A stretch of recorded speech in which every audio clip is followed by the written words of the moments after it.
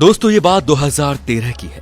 INS Sindhu रक्षक इस diesel power world class पनडुब्बी में विस्फोट होता है। कुरु के 18 लोग शहीद हो जाते हैं। यह हादसा बहुत दर्दनाक था और जो नेवी के जवानों के साथ घटा होगा उसकी तो परिकल्पना मात्र आत्मा को झकझोर देने के लिए काफी है। इस विस्फोट के बाद सभी का ध्यान समुद्र की गहराइयों में छिपकर शत्रुओं की गतिविधियों पर नजर रखने वाली पनडुब्बियों और उनमें रहने वाले नौसैनिकों के जीवन की ओर गया।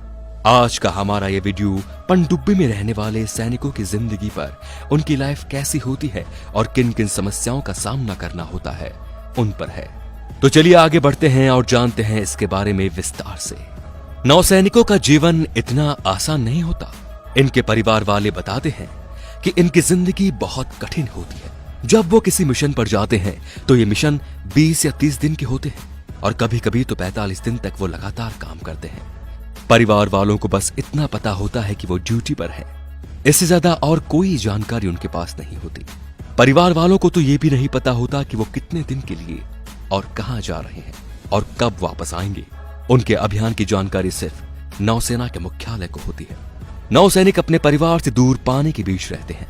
जब वो पनडुब्बी के भीतर होते हैं, नहाना तो दूर, दाढ़ी बनाने का मौका भी नहीं मिलता। पनडुब्बियों में पानी की बेहद कमी रहती है।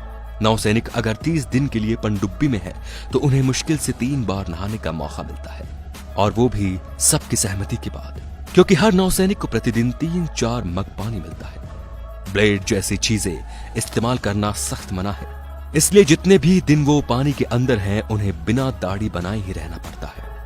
उन्हें पहनने के लिए ऐसे कपड़े दिए जाते हैं जिन्हें वो लगातार 3-4 दिनों तक पहनते हैं और फिर उसे फेंक दिया जाता है। खाने के लिए बिना तड़के की दाल और रोटी और चावल, बेहद कम मसाले वाली सब्जी दी जाती है।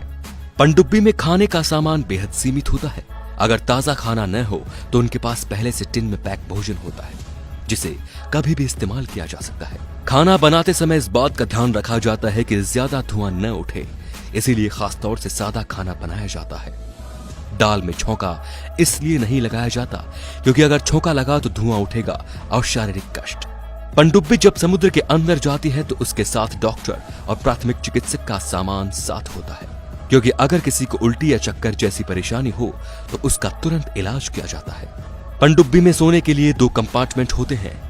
वहां का तापमान गर्म होता है, इसीलिए कभी कभी कुछ नौसैनिक वहां भी सोने जाते हैं जहां मिसाइल और टॉर्प रीडर रखे होते हैं, क्योंकि ये जगह पनडुब्बी की दूसरी जगह के मुकाबले सबसे ज्यादा ठंडी रखी जाती है। पनडुब्बी के भीतर सूर्य की रोशनी नहीं आती। इसके चलते जब वो समुद्र की सतह पर आती है तो बाहर आते वक्त नौसैनिकों को हाथ पैरों में जकड़न जैसी समस्याओं से जूझना पड़ता है। गहरे समुद्र के भीतर लगातार चल रहे अभियान से उनके कानों पर काफी गहरा असर होता है। इसीलिए पनडुब्बी के भीतर नौसैनिक अपने कानों का खास ख्याल रखते हैं।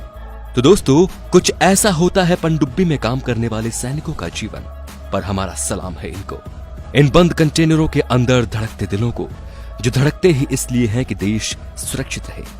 हमारा सैल्यूट इंडियन नेवी और फौजियों को जो देश की सेवा करते हैं। आप भी फैलाइए इनका शौर्य और शेयर कीजिए ये वीडियो और कमेंट में जय हिंद जरूर लिखें। धन्यवाद। जय हिंद।